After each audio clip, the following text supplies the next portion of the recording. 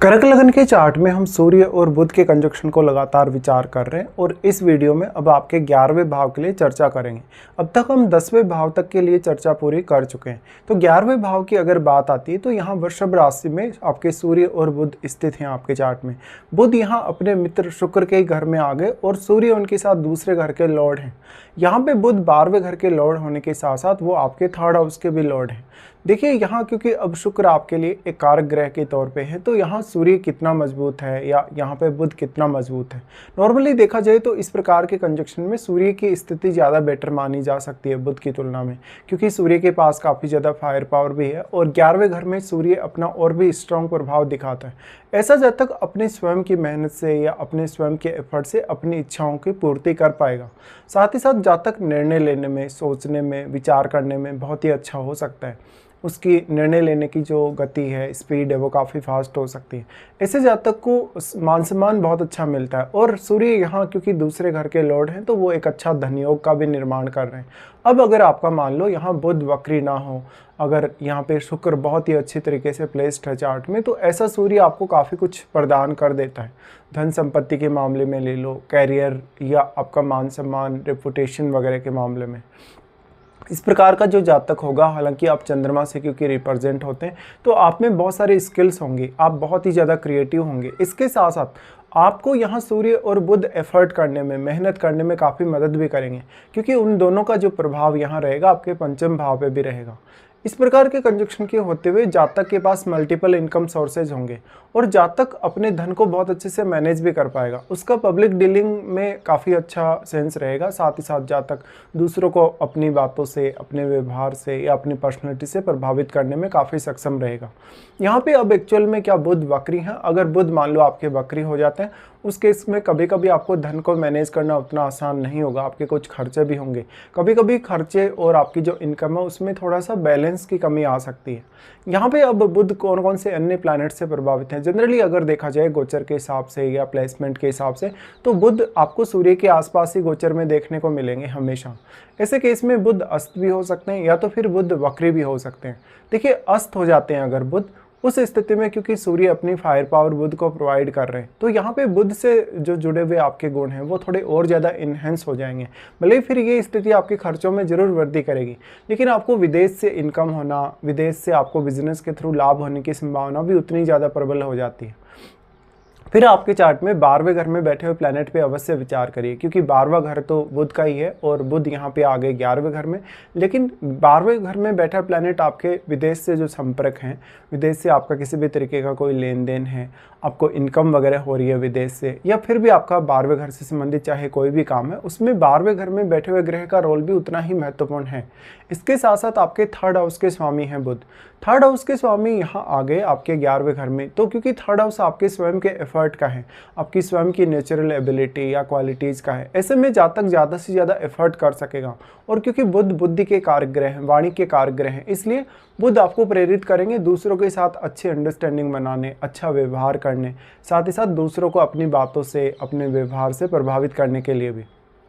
अगर सूर्य का प्रभाव काफ़ी ज़्यादा हो बुध पर, तो इस प्रकार के जातकों के पास अर्न करने के लिए बहुत ज़्यादा ऑप्शंस होते हैं पैसे के लिए।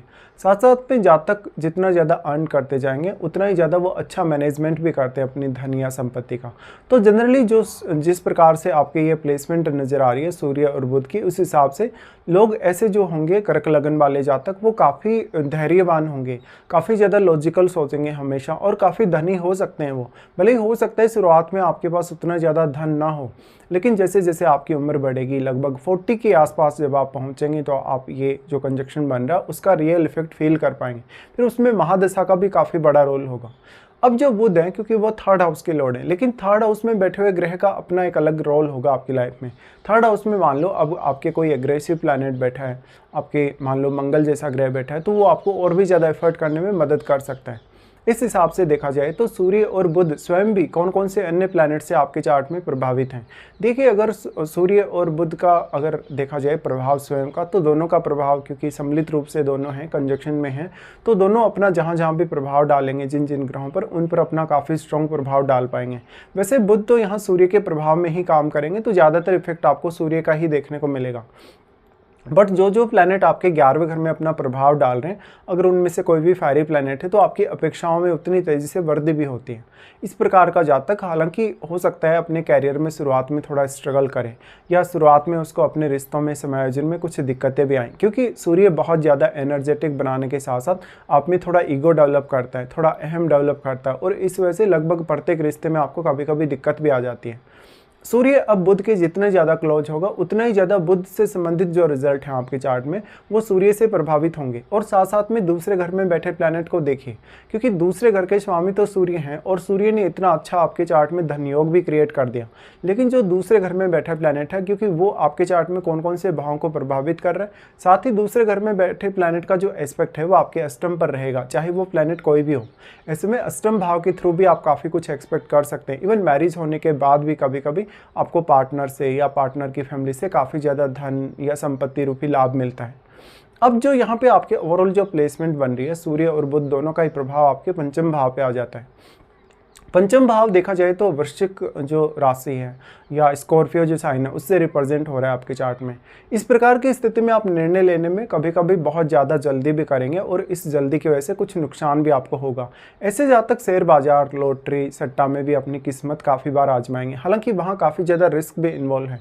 तो अगर आपका बुध वक्री ना हो उस केस में आप शेयर बाजार से रिलेटेड ट्रेडिंग कर सकते हैं यहाँ पे। अब लेकिन अगर आपका बुध काफ़ी मजबूत है, अगर वो वक्री नहीं है, तभी ये कुछ हद तक आपको सूट करेगा। बाकी डिपेंड ये भी करता है कि आपके पंचम भाव में क्या कोई प्लैनेट स्थित है, तो उसके ऊपर भी बहुत कुछ डिपेंड है आपका। और साथ साथ में आपके पंचमेश कितनी अच्छी स्थिति में, कितनी मजबूत स्थिति में आपके चार्ट में बैठे हैं।